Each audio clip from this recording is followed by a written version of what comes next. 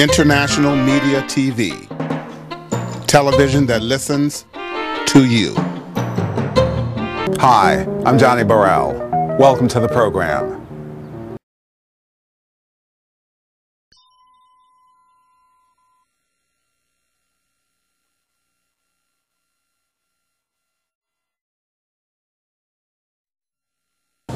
I'm here with Carter Ott. He's the chairman of the board of Easter Seals Bay Area.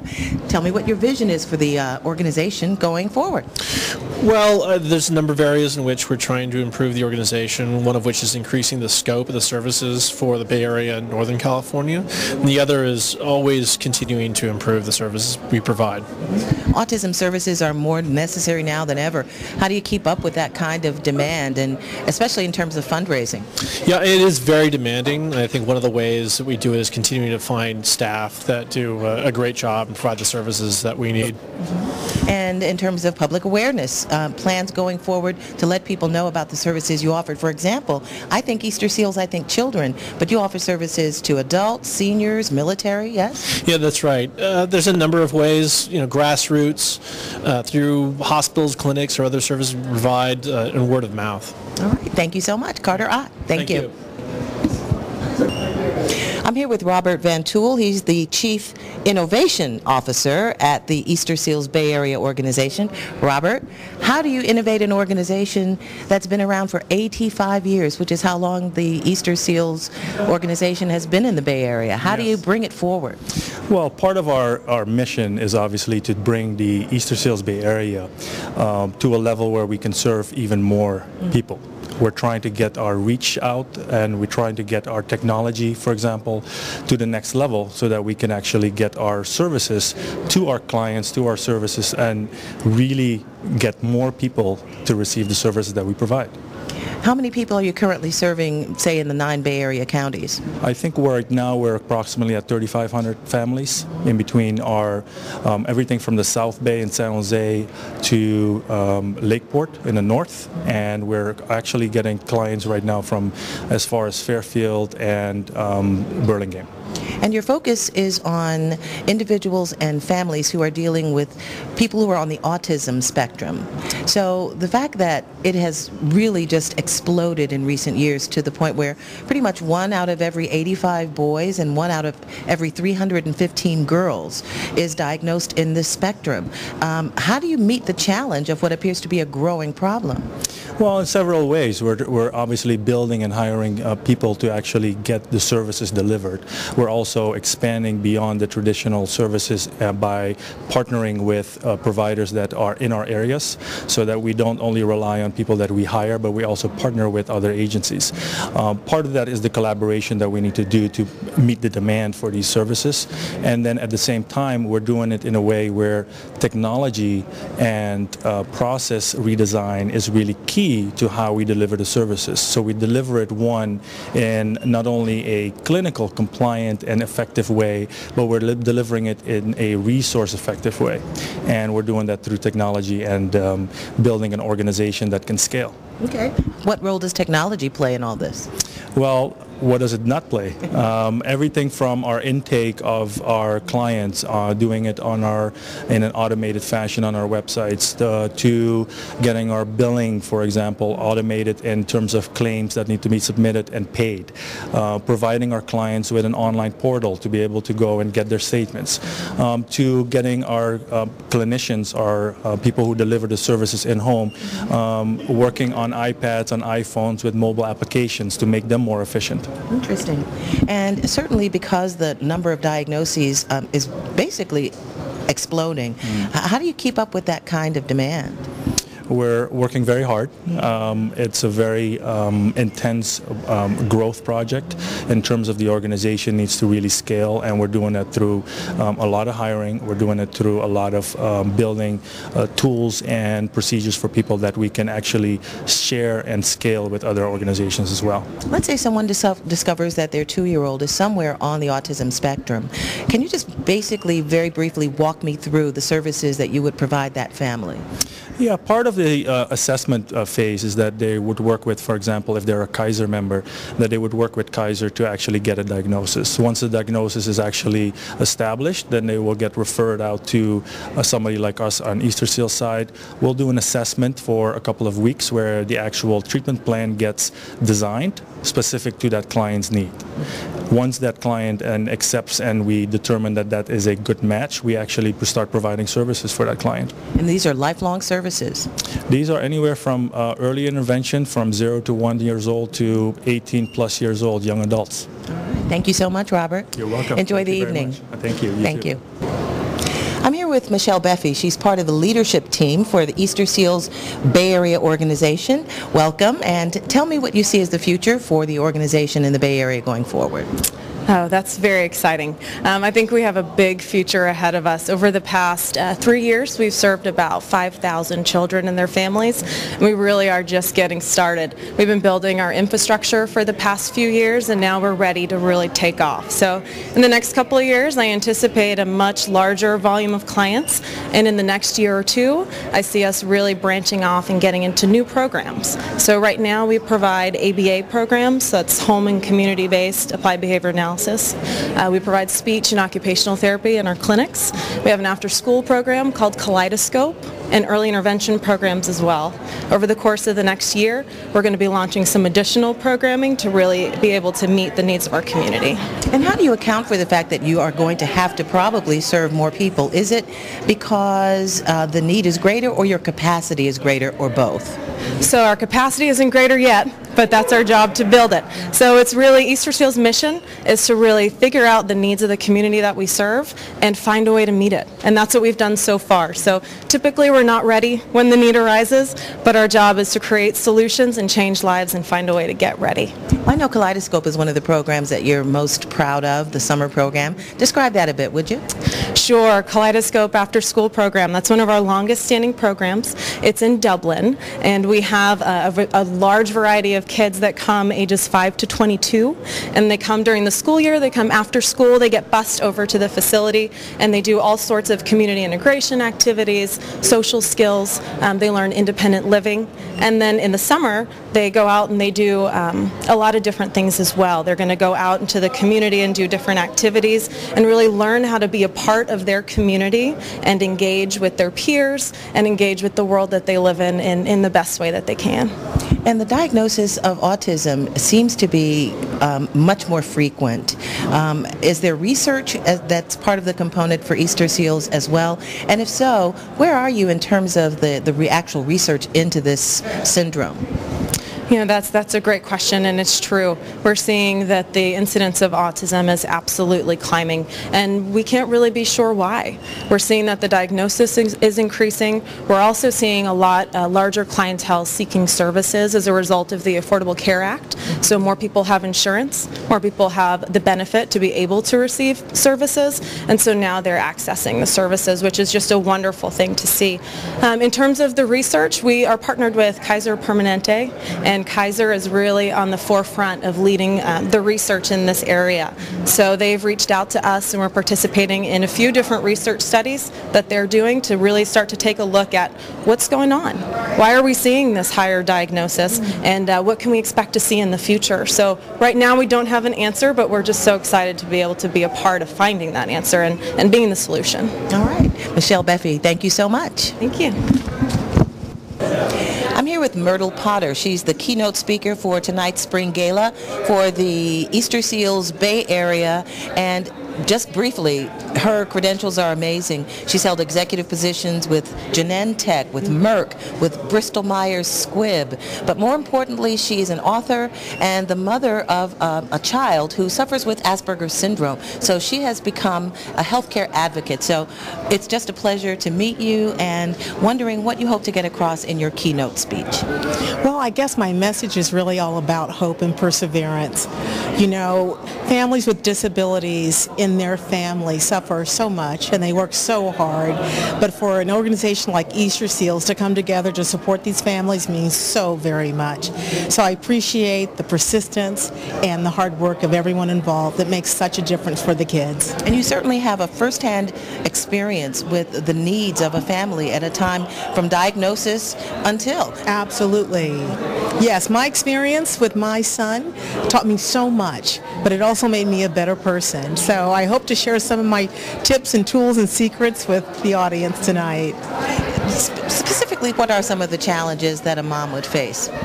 Well, just even the challenges of finding proper care, finding someone who wants to care for a child with disabilities, or finding the right kind of educational environment so a child can thrive, making sure you get the right input from experts who want so much to help you with your child, but you know very well that you know your child the best. So it's very complicated, it's very challenging. And Easter Seals is specifically dealing not just with disability services, but specifically with children who are on that autism spectrum. Yes. So how important is it to have a venerable organization like Easter Seals? It's been around, especially in the Bay Area, for like 85 years, focused specifically on this situation. God, it means so much, you know, because the prevalence of autism is just at skyrocketing proportions, right? And I think the numbers now are 1 in 68 children will be diagnosed with autism.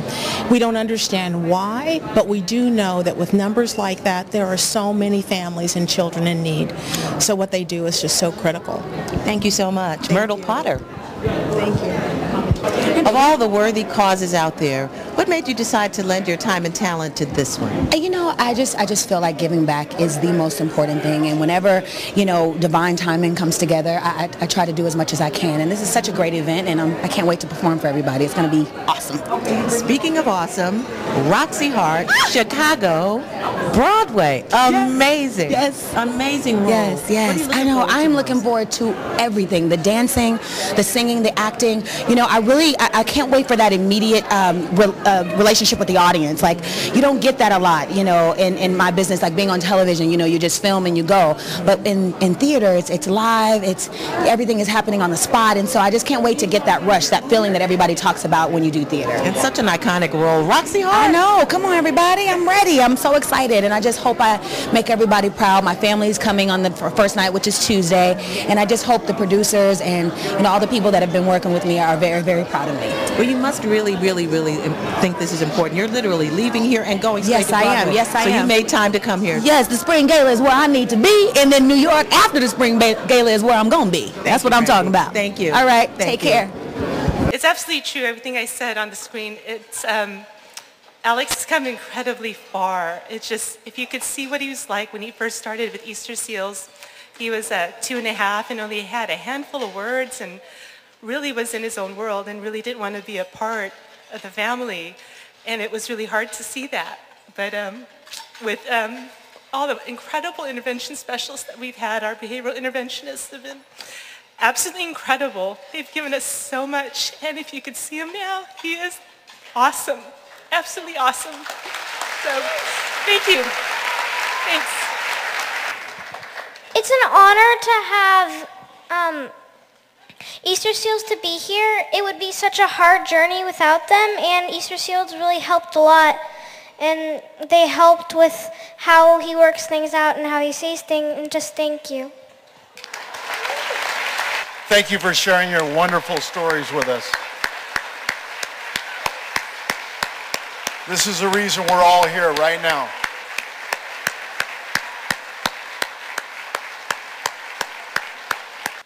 In a very detached tone, Dr. Ten said, "Mr. and Mrs. Potter, we have concluded that your son has autism." The room went completely silent as this diagnosis hung in the air like a bad smell that choked our ability to breathe. My mind was racing as I tried to process what had been said, and I repeated it again in my head. Autism. Remember, this was the late 1980s. We didn't know anybody with autism. All we knew were those startling images that we saw on television, where we saw children in dire circumstances with no apparent treatment options being taken from their families and placed into institutions. So there we were, 10 doctors, 10 coats, 10 medical degrees, but no real solutions or promises of hope. This diagnosis threatened to change every dream my husband and I had for our son. Yet all we wanted was a strategy for helping our son, and we wanted a prognosis. We needed to know where all this was going and where it would lead our son and our family. But rather than clear answers, we got confusion and uncertainty. With my heart completely aching, I scanned this room for clarity or just a glimmer of hope. But the physicians sat completely quiet, and most of them just stared down at the table. My questions were coming faster than my mouth could free them. And finally, one doctor, exasperated with my questions, interrupted me and blurted out, "Mr. and Mrs. Potter, I don't think you understand. Your son will never even be able to place an order at McDonald's."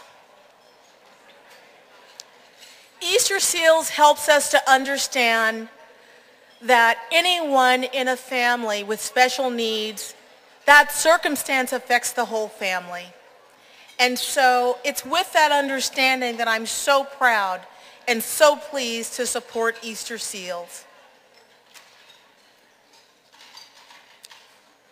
It has been nearly 30 years since that meeting with the 10 doctors, and so much has changed in our lives. We were completely altered, but our love for Jameson was not. And that is the most important thing I now know from having raised a child with autism. Inspirational, yes? Wow. I think you need to come back every year. Myrtle, thank you on behalf of Easter Seals Bay Area for sharing your personal story. It was inspiring. Thank you very much. Oh, thank you so much. I didn't expect this. I appreciate it very, very much. Wonderful. Here we go, our very own Brandy.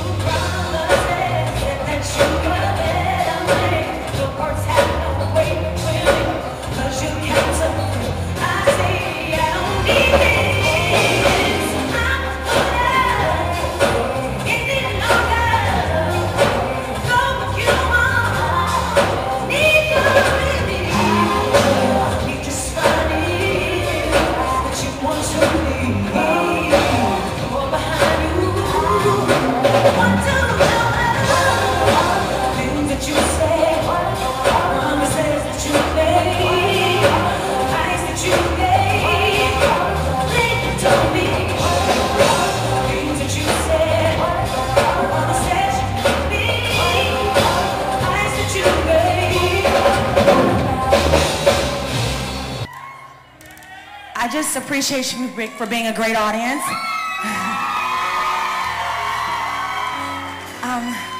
I'm gonna play Roxy Hart in Chicago on Tuesday of next week in New York on Broadway, my first time ever. And I'm so glad that you guys are a great audience. I hope the audience on Tuesday is as great as you guys. So, yeah, I just thank you so much. Chris, we made our goal. We're at $26,000. You're a very generous crowd. Say that again. 26,000 and change. You're a very generous crowd. Great job. Thank you, Chris. I want to thank everyone this evening. It's been an amazing evening. Thank you, Matt. And I'm just amazed by Brandy's performance. It was wonderful. But I want to just, before we leave tonight, I want to thank the incredible Northern Alliance Executive Committee that helps put this event together every year. And I believe, are we giving them an award? I can't read them. I can't read them, Chris. We have John Johnston. He's one of our executive board members. John, where you at?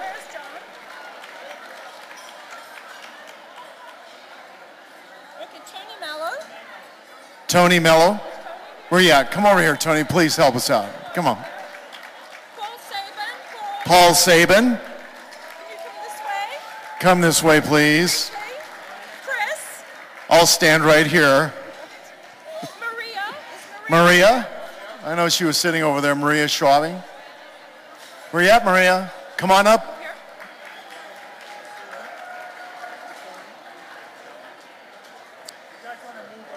Yes, you want to move over here?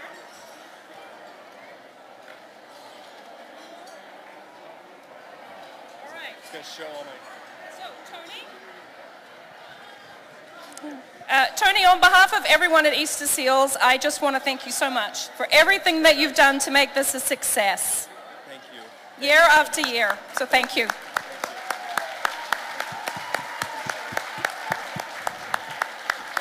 Paul, likewise, it's been wonderful, and I don't know if everyone realizes that this group of people get up to be at a meeting at 6:30 in the morning, and I get up and nod and listen, but they really do the work at 6:30 in the morning, so I'm very impressed by that.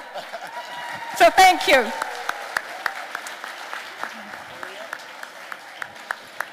Maria, thank you so much. Thank you for all the years of support, and Maria also helps with the silent auction, so thank you so much. You know I love you. Chris. And Chris, you get up at 6:30 in the morning, but you also do a lot of work here at the events and do a wonderful job. So thank you so much. Thank you very much. Yes, thanks. Thank you. Yes, and I would also lastly like to thank the Easter Seals Board of Directors, and we have several members here this evening. I think they're all sitting around here, if they would like to stand up. I see Jim, I see Nate, Julie, thank you. It's a little hard to see, and several others that were here earlier. I want to thank you all so much for what, Carter is here too. He's right here. I just want to thank the Alliance for putting this event together. I think Brandy was amazing.